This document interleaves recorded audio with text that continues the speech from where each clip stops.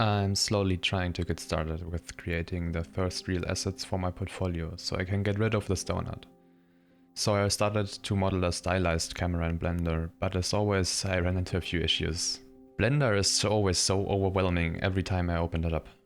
It always feels like I completely forgot how to do anything and have to start from scratch every damn time.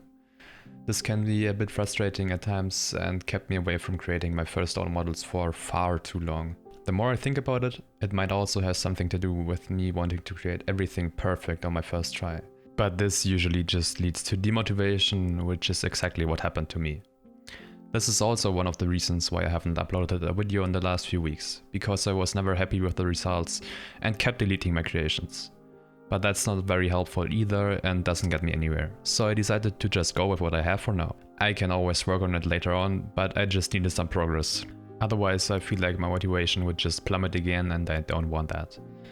So I had a bit of a negative phase in the process, but this is natural sometimes and you have to work through it or take a short break and come back with a fresh mind. What I actually did was to watch a few Blender tutorials on how I can model a camera, which was honestly not too difficult, but since I didn't want a photorealistic render, but something stylized, I really struggled to get the results I wanted. I used an AI reference image that I created in one of my previous videos for orientation. Even though I was not able to create it yet, I learned a lot of new things to look out for when modeling something in Blender. For example, what n-gons are and why they might cause issues.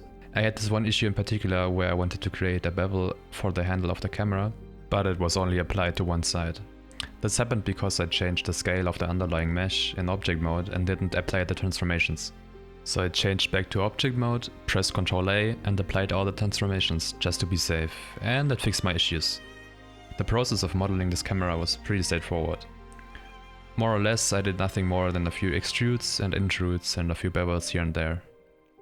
The biggest issue I have right now is that I don't really know where to start with creating the materials for the camera and all the little abstract elements. If anyone has any ideas, please let me know in the comments. The good thing is that, although it doesn't look like much right now, I was able to import the new model into my code without any problems, and created a new scene. It is honestly very refreshing to see something else than just a donut. To get started, I once again created a new scene file to keep things clean. I imported the model and let the GLTF code generator do the heavy lifting, even though in this case it was honestly not too much since this is not a complex model so far. So I took the time to update the scene I already had. The text shouldn't say donut anymore, and instead I switched it up. I'm still not entirely sure if I go with the text pics, but it is short and the model fits nicely right next to it. A word like photos already seemed too long.